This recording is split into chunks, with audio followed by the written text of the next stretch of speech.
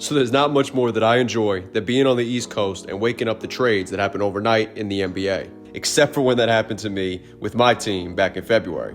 Regardless though, with James Harden getting traded to the team that he wanted to for the third time in 3 years, with him now going to the LA Clippers, this is something I actually did want to see, and I'm excited to break down this new look Clippers team's potential and the analytics behind it in today's video.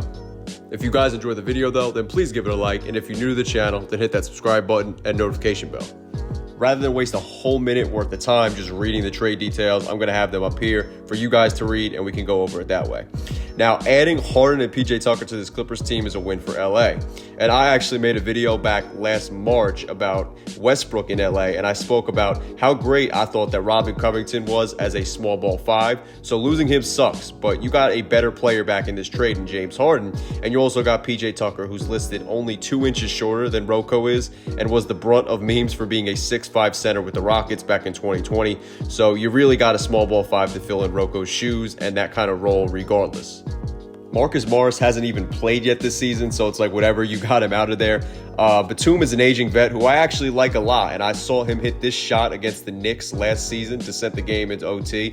So he was a solid vet for the Clippers, but through 3 games, he's just looked like shit, if I could put it bluntly, you know what I mean? And I hate to just box score watch, but I watched 2 of the 3 games that the Clippers have played so far, and you're not losing anything by trading him. Trust me on that if you haven't watched the Clippers. KJ Martin, I obviously have a soft spot for if you know me, because I'm a Nets fan and his father played for my favorite team as a kid. So it'll be interesting to see how he fits on Philly. But that 2028 unprotected pick from the Clippers that they sent to Philly is huge. They're also routing a pick that they didn't have from OKC to the Sixers, and I just wanted to mention that. But Woj has already said that the Sixers are going to look to the trade deadline, to try and add pieces or a piece to help Embiid. So having that pick and then that other 2026 pick and these other pieces behind in their back pocket, it was definitely going to help, but it's a matter of how much will it help. Reason being is we have no idea who's going to be available at the trade deadline, but we do know that the Sixers are going to have to keep Embiid happy, or he's probably going to be out of Philly within the next 16 months. Going back to the team this video is really on though, the Clippers. I think this Clippers team is insanely talented. The roles for each of their quote-unquote big 4 though is going to be the most interesting. PG's looked so damn good so far this season if you haven't watched him. His VORP, or value over replacement player, has been the lowest of his career, aside from when he came back at the end of that 14-15 season from the leg injury and only played 6 games to try and help the Pacers' playoff push. However, his box score plus minus has been insane and the second best of his career, but it's only been 3 games, so surely I'm going to assume that's going to drop. But if he does stay 0.1 lower than the season where he was 3rd in MVP voting, then that'll be insane for the Clippers. PG is leading the team in scoring despite his touches per game being way down from last season, and that scares me since his touches will probably only go down more with Harden being added to the fold. And Kawhi's touches are only down to 3.9 per game from last season, so while his touches are also down, I feel like Kawhi will always find a way to affect the game regardless. With Harden and Westbrook now, it's going to be interesting. Westbrook averaged the 2nd most touches per game of any Clippers player last season and is averaging the most touches per game this season. And I need to know how that is going to work with James Harden averaging the most touches for the Sixers per game last season and more touches per game than the man who won most valuable player last year. Like, I understand it makes sense since, of course, a point guard or a shooting guard is going to touch the ball more than wings do in the case of PG and Kawhi, and more than centers do in the case of Embiid. But PG and Kawhi are without a doubt the 2 best players on this Clippers team. I don't think anybody would argue that. And them having their touches go down even more than they already have this season, I think would hurt this Clippers team. But hey, if the Clippers' main 4 guys don't care, then we'll see what happens, because it seems like they all want to play together. Now, neither of these guys are at the level that they were 4 seasons ago from when these clips are from. I don't think anybody's going to argue that. But this is what the Clippers need out of their assumed new backcourt of Harden and Russ. And Harden at lead guard and Russ off ball just seems to work since Russ was feasting in Houston. And Houston Russ was one of the most underappreciated seasons of his career, in my opinion. And it's just simply because him and Harden were on the same page. And that's why I have some optimism that the Clips can work this out with this group of 4 guys. I doubt Russ or Harden are going to come off the bench, and I assume they start together. But this is what they need from those 2 if they do both start. I'd like PG and Kawhi to still get their touches, and I'm sure they will if all four men buy in. And like I said before, they seem to like each other. So if they're on the same page, we'll see what happens.